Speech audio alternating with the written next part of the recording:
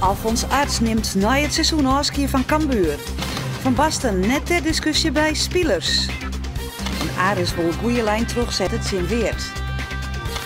Dit is de sport van maandag 10 december.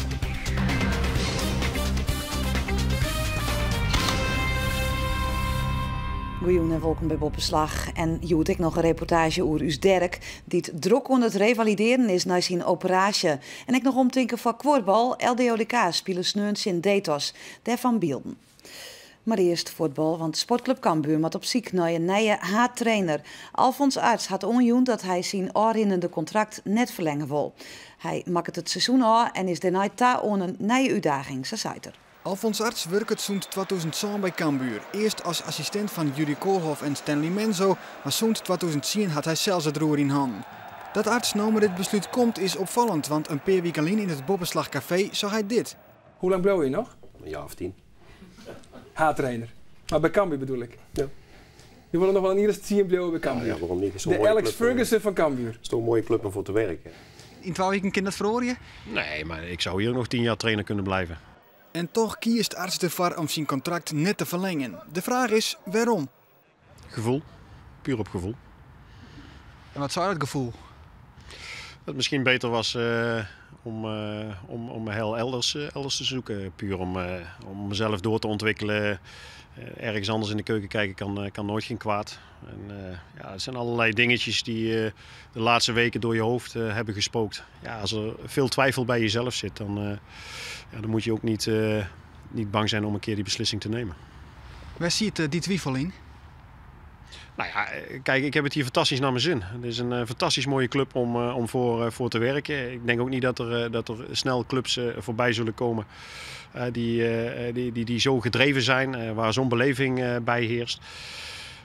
Dus maar je hebt dan, als je dit seizoen afmaakt, ben je bijna 3 jaar hoofdtrainer geweest. En, ja, het is toch een hele moeilijke club om voor te werken. En daar moet je ook niet voor weglopen. En dat heb ik ook nooit gedaan. En ja, na 3 jaar is het denk ik mooi geweest. Directeur Gerald van der Belt woer in januari om tafel met Arts, maar dat hoeft nou niet meer. Hij is blij dat de trainer zijn kar betiet onjouwt. Als hij twijfelt, dan is het een goede beslissing. Want bij twijfel moet je niet oversteken. En dit geeft zowel hem als ons de tijd om verder te kijken. En dus ben ik wel blij met zijn snelle beslissing. Maar wie jij een beetje verrast? Nou, een beetje wel. Voor de spelers kwam het nice ek onverwacht. Ze binnen van een morgen op een hecht gebracht van het besluit van Arts. We hadden het in ieder geval niet verwacht, tenminste niet zo snel in ieder geval in het seizoen. Maar ja, het is een persoonlijke keuze, zei hij, dus ja, dat respecteren we natuurlijk. Ja, was het, de reactie in de groep was het inderdaad verrast? Ja, omdat je er nu nog geen rekening mee houdt, in ieder geval zo'n beslissing voor de winststop nog. Maar ja, hij was er blijkbaar voor zichzelf al uit, dus ja, kan je het gewoon bekendmaken. Cambuur moet dus op ziek naar een nieuwe haattrainer. Wat de opvolger van Arts Wuddemat is nou vanzelfs nog net duidelijk, maar Van der Belt hoopt dat het net te lang wordt. Nadat Alfons ons vorige week informeerde, zijn we daar al gelijk over aan het denken geslagen. En dat staat niet in de brand, maar het is wel zo, hoe eerder we iets hebben, hoe beter denk ik voor de club. Op wat voor termijn wil je hem een nieuwe haattrainer omstellen? Nou ja, dat is natuurlijk altijd afhankelijk van. Hij moet voor 1 juli moet hij bekend zijn. Maar ik heb hem liever volgende week dan over 3 maanden, al zal dat heel lastig worden. Sportclub Heerenveen is nog altijd net uit de degradatiezone. Juster spelen Heerenveen na een spectaculair duel met 4-4 gelijk in de noemer Lest, Roda JC. Netjes steende het minnespul en het trettende plak op de ranglist, stiet trainer Marco van Basten bij de spelers en bij de meeste supporters net ter discussie. Het gevoel dat er heerst bij de club en bij de supporters is wisselend. Gewoon supporters reageren rustig en nuchter op de situatie bij de club. De oren binnen teleursteld op de clubleiding. Maar er binnen net een soort die vinden dat Marco van Basten voortmaat. Nou, 1 ding hoor, dat is echt eerlijk mijn mening. Het ligt absoluut niet aan Van Basten. De trainer die met gewoon loeren, die doet zijn uiterste best. Nevens de bezetting van het team volgens mij net zo vol meer uit te hellen. Misschien bovenin, Veenstra, Hansma. Daar moet ik wel eens wat opschoning komen. Oh, nee hoor. Ja. Nee, maar ja, wat moet je eraan doen? Kijk, Ja, dat krijgen we jou vregen. de centen die bleven hier maar hangen. We komen nog wel met plezier naar het stadion. Jazeker. Ondanks dat je hem op dit stuit, treedje in de steen. Ja, het valt er wel wat tegen, maar supporter de dik en dun, hè? Ja, niet meer zoals anders verzelden, maar. Nee. Maar wel, ja, je bent hier welkom, no? Is dat Heerenveen gevoel nu weg dan bij u? Ja. Minder? Maar toch wel een beetje. Hè. Het Heerenveen gevoel was toch Riemen van der Velde. Foppe de Haan. Met Gert-Jan van Beek. Ah ja, je bent er wel een beetje, ja. Toen zit dus ik me niks. Nee, nou. Daarom. Het is even een nutje. Dijs vaart de wedstrijd van Juster in de Rode JC zei Van Basten dat ze nou echt winnen matten. Maar het rint oors. Er is een doelpunt scoort van Sportclub Heerenveen. Het doelpunt is van Finn Bogason, de spits van Heerenveen. Alweer zijn 12e van dit seizoen. Draaien dus in het voordeel van Sportclub Heerenveen. Want dit de beslissing is in de wedstrijd. Gewoon wij zie je dat draaien. Maar daarvoor is Heerenveen nog wel te fragiel wat dat betreft. Ik zei al, het is nog net dien en absoluut, het is nog net dien. Het is 3-2 worden. Rode JC komt weer waarom in de wedstrijd. Ongelooflijk, 4-2, hij zit erin. Is het dan nou eindelijk uit en oer bij deze wedstrijd? Willen de 3 punten dan nou echt in het Apelheister stadion? En maakt het zien tweede van deze wedstrijd. Rajiv van La Parra. Er wordt altijd een soort scoort bij Heerenveen, Rode JC. En het is nog net beslist. Malky scoort de 4-3. Vastzet rechterkant, kopbal bij de tweede pil. Hiendal is hem al erg vrij. En hij kopt hem erin, zijn tweede van deze wedstrijd. 4-3. Zo spelers van Rode JC nou in het 16 meter gebied. Loopt naar binnen, Huppens. Gaat uithelling, denk ik, Dotterik, het schot. Oh, dit is een doelpunt. Nee, hij gaat erin. 3 seconden nog te gaan en het is een wereldgoal. Het is echt een fantastisch doelpunt. Keihard in de kruising. Het doelpunt van Huppens. Ja, daar is de domper. Ja. Verschrikkelijk voor Heerenveen. Verschrikkelijk voor trainer Marco van Basten. Verschrikkelijk voor iedereen, voor Elsenien die Heerenveen een warm hart daar draagt. Vrijdag zei u, we moeten winnen. Het moet. Ja, dat heb je dus niet gedaan. Ja. En nu? Nou ja, we zullen verder moeten. Het is jammer en het is in ieder geval wel wat ik al zei. Het goede is dat we wel, vind ik, bij Vlagen goede momenten hadden en best wel veel controle hadden. Rode JC is toch geen eenvoudige tegenstander. En dat schept. Laatste. Ja, oké, maar je zag ook vandaag dat het toch een goede ploeg is. Dus dat schept in ieder geval wel weer vertrouwen. Je bent positief? Ja, ik denk dat dat ook wel zinvol is. Ja. Ja, de positief in blijven staan bedoelt, dat nodig is. Ja. Dat is datgene wat de ploeg nu nodig heeft. Absoluut. Ja, dat is een schitterende goal. Het vervolg daarna, jij loopt naar de trainer Marco van Basten toe, vliegt hem in de armen. Ja. Geen blessure bij opgelopen, want jullie gingen eventjes onderuit. Nee, ik er niet hoor. Ik weet niet hoe de trainer dan toe is. Ik hoop ook goed. Maar het was eigenlijk voor mij een bedankje naar de trainer toe natuurlijk. Om hem ook te steunen. En hem te bedanken voor het vertrouwen dat hij toch in mij heeft gehouden, ondanks de slechte resultaten. Dat hij mij toch wel altijd heeft laten staan. En natuurlijk voor de kritiek dat de trainer allemaal krijgt van buitenaf. De positie van de trainer staat niet ter discussie in de spelersgroep? Nee. Dat is duidelijk. Ja, dat is duidelijk, ja. We spelen met heel veel nieuwe jongens. En dat heeft gewoon tijd nodig. Het kan niet zo zijn dat het team gelijk weer op hetzelfde niveau is en weer goed gaat draaien. Dat heeft gewoon tijd nodig. Valt het woord degradatie ook wel in de kleedkamer? Nee, absoluut niet. Nee, ik denk dat dat ook niet echt hoort. Want het hoort ook niet bij een club als Heerenveen. RKC, VVV, Willem II en nu Rode JC die laatst stond. 2 punten. Moet je daarvoor schamen eigenlijk als Heerenveen zijnde? Ja, denk ik wel, ja. Bent u wel eens bang voor uw positie? Nee. Ik sprak Johan Hansma. Hij zou hier naar de wedstrijd komen. Komt hij nu niet bijvoorbeeld? Wat zegt dat? Weet ik niet. Moet je hem vragen. Hoe is uw relatie met Hansma? Prima. Dank u wel. Alsjeblieft. Technisch directeur Johan Hansma wil voor de camera net reageren. Komende snij speelt Heerenveen een uitwedstrijd in FC Utrecht. En dan nog naar zo de vrouwen. Foppe de Haan zal het vrouwenteam van Sportclub Heerenveen 1 keer training gaan. De Haan vervangt hem maar Jessica Torni die naar een cursus mat. De Haan begeleidt Torni en is 1 keer in de week aanwezig bij de vrouwen. Morgen speelt het vrouwenteam de Jedder allerlaatste wedstrijd in Ajax. Die wedstrijd wordt spelen op het kunstgrasveld van ONS Snits. Basketbal. Na 2 kansloze verliespartijen voor Ares wie er Arune Toons die het eerste herstelt in Rotterdam. En die oerwinning wil Ares een passend vervolg aan in de thuiswedstrijd tegen Weert. Op papier een zinstander waarvan je sissen, die mat je winnen.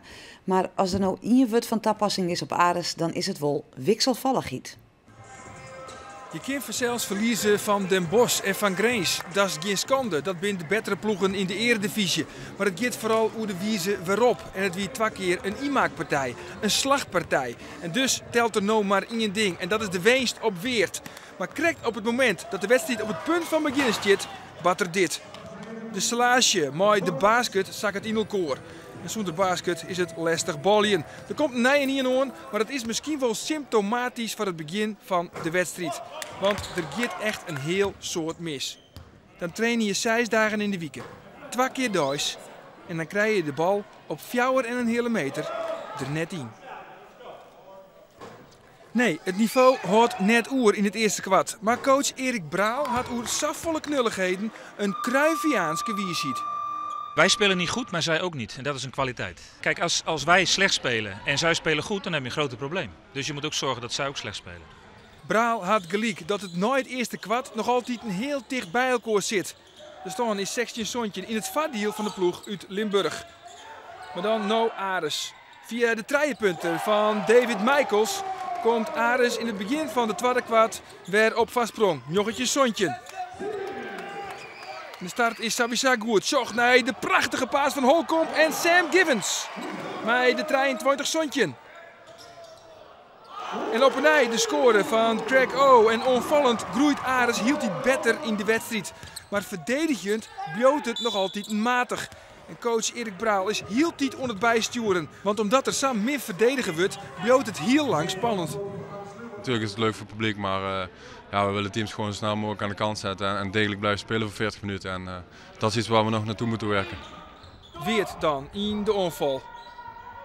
Bal gaat naar Perrine. Perrine met de treipunter en de score. 51-49 van Perrine.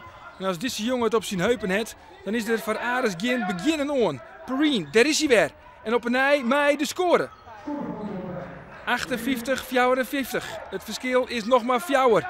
En Perrine maakt het verschil voor Weert. Hij zwaagt er in elk geval voor dat de ploeg uit Limburg in de buurt blijven kan van Ares. Maar er wordt soms heel min verdedigd bij de Ljouwte. Sagier, Karachi rint net mooi en dan de persoonlijke fout van Holcomb. Karachi wordt naar de kant hellen. En zulke verdedigingsflaters, het bezwargt coach Erik Braal een soort pienende holle. En Karachi krijgt dat echt de jaren. Nou ja, zij scoren veel te makkelijk baskets en dat gaat mis op eigenlijk op heel veel vrij simpele dingen. Er is steeds één iemand die zijn taak niet uitvoert en die geconcentreerd is, niet uitbokst. Het zijn allemaal kleine dingetjes, maar bij elkaar is het dan iets groots. Dan in het vierde kwart. Met de score van Sjors Besseling. 84-83. Het antwoord moet dan komen van Poels. En Poels scoort. Zo'n 80-83. Het verschil is weer 4. Holcomb. Maakt nou tempo maatje, want de schotklok zit op 5 tellen. Holcomb gaat voor de actie en die bal valt binnen. 94-89. Weer dan weer. En ook die bal valt goed van Besseling. Het verschil nog maar 3.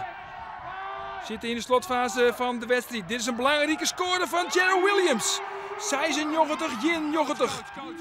Een god van 4 punten, maar nog een minuut op de klok. En dan valt Tissen net binnen. En de rebound is van Karachi. Perrine mist, dat is uitzonderlijk. En dan het balbezit van Ares. En uiteindelijk is het dan Whit Holcomb die bepaalt met een strafworp de eindstand op 98-91. Het is een mooie geweest voor Ares, maar het betekent wel de tweede overwinning op Riegen. En dat is wat telt. En terug de oerwinning op Weert, maar Ares weer een beetje omheen zijn. Den Bosch en Leiden gaan onder leiding, maar Els 24 punten uit 14 wedstrijden. Ares stiet nou op het zegde plak, maar 14 uit 14. Al hebben ze zowel Zwolle als Den Helder ek 14 punten. De kworballers van LDODK hebben punt pakt zijn concurrent Detos bij de ploegen strijden voor liefsbehoud in de Kworbal-league. Ontnota hier LDODK in uitwedstrijden nog geen resultaat hellen. Op bezitten bij de topploegen PKC en DVO waard verlen. Sinds Detos had LDODK het in de eerste helte dreig. Bij het skoft is de staan Alvenjoggen voor de thuisploeg, maar die vastsprong hier ik wel rommerwijze kind. De tweede helte is LDODK sterker. André Zwart maakt het in totaal 9 goals en wordt ermee de topscutter. Bij een stand van 21 gelijk krijgen beide teams nog kansen op de winst. Maar uiteindelijk bleef de Liekense staan op het scorebord Ja, we hadden natuurlijk hele goede zaken kunnen doen. Om een goed gat richting de onderste, richting Detos te slaan. Maar ja, het gat van 4 punten blijft in ieder geval. En nou ja, je wilt winnen, zo simpel is het. En daarom is het toch altijd een beetje teleurstelling.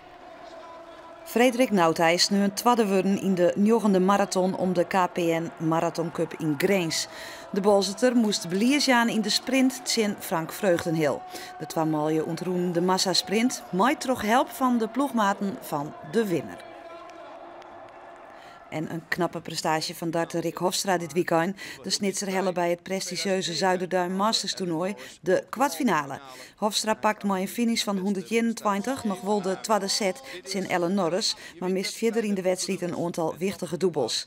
Norris wint uiteindelijk met 3-1 in sets. Jeder in het toernooi wie Norris ik al verantwoordelijk voor de uitschakeling van Danny Bos van Oudebekeep. Norris wint het toernooi uiteindelijk net. In de finale verliest hij van Steven Bunting. Usderk had 3 weken achter de rug. Hij is castreerd omdat er te volle naar de wiefkes zegt en hem net genoeg concentreren kon op zijn taak. En dat is draven. Net leuk voor hem, maar het moest. En dan had trainster Sjoukje ook nog betocht dat het goed voor Dirk is om er eens wat verder te zijn als bandtekeer. Hij moet uit Van Hoes in Drachten. Hij krijgt het voor de kisten dus. Maar alles voor het goede doel. Dirk op de drafbaan krijgen.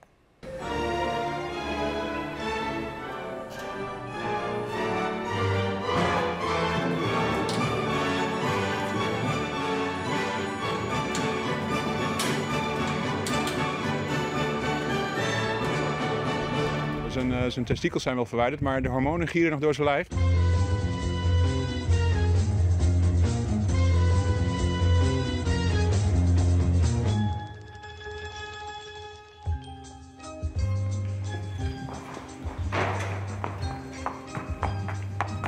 De operatie is goed slagen en na het weekend mag Usderk weer naar huis.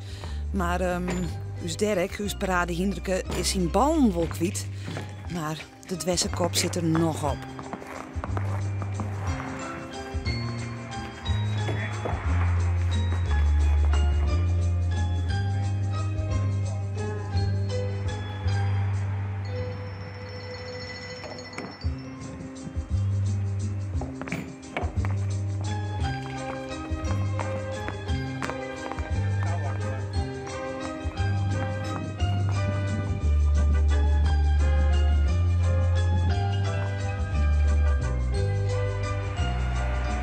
Erik, wat doe je nou? Ik vind het een beetje spannend, dus ik maak hem een klein beetje rustiger en hoop ik liever en hopelijk makkelijker dat hij gewoon wel erop loopt. Want hij heeft ergens een angstblokkade en we proberen hem daar toch overheen te zetten. Ja, dus even een beetje kalmeren. Een beetje rustiger maken, een beetje liever. Nou dacht ik dat hinders die castreerd winnen wat liever en makker winnen al. Ja, maar dat is hij ook wel. Hij is lief en mak genoeg. Alleen zijn hormonen zitten natuurlijk nog wel.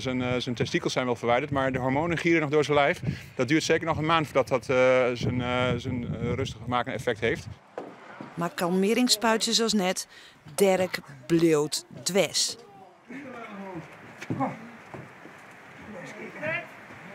Kom je 1, 2, ja! 1, 2. 1, 2. Ja, kom op. 1, 2.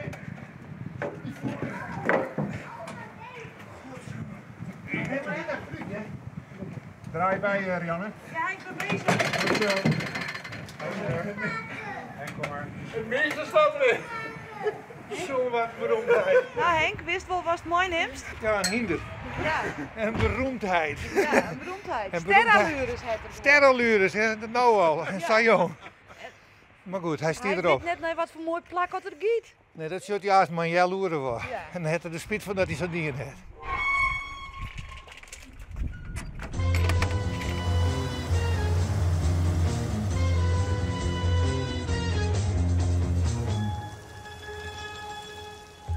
Nou Henk, hij giet er makkelijker uit als erin, hè? Ja, hij weet nou hoe het moet, hè? Dus een sterallures dat hij had. Maar goed, hij gaat nou naar zijn mooi plakje daar. Ja, want waar ben we nou? Bij het Fries Congrescentrum, met het oude Fries Paardencentrum. En daar komt hij nou. En bij PMO, bij Paardmensonderwijs, waar ben je nou Ja, sinds in oktober zitten wij hier nou.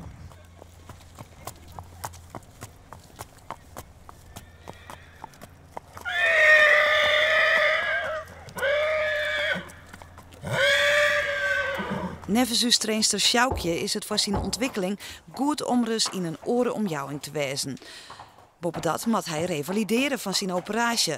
En dat kan bij het PMO in Drachten.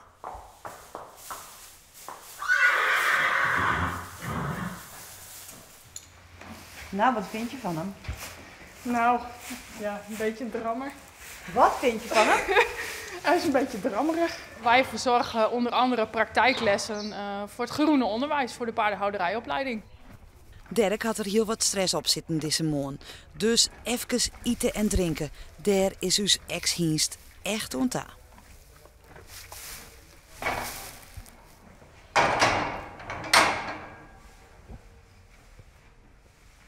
Dus eerst de paarden even netjes poetsen voor de les, dat we ze goed kunnen gebruiken. En vervolgens aan de slag met de hulpteugels. Wij zijn natuurlijk heel blij dat hij hier op stal staat en dat hij ons bedrijf mag opluisteren met zijn aanwezigheid. En wij zullen zeker ons best doen om hem de komende tijd heel goed te verzorgen. Maar het is een renpaard. Ja. Kan hij hierin draven? Kan hij hier rennen? Buiten, in het weiland. En hij is krek geopereerd, hè? Ja, ik heb het gehoord en we zullen extra lief voor hem zijn de komende dagen, want dat was natuurlijk niet zo leuk voor hem. Maar ja, het moest. Maar het komt helemaal goed. Hij staat heel tevreden in zijn stal, dus volgens mij heeft hij het hier al prima naar zijn zin.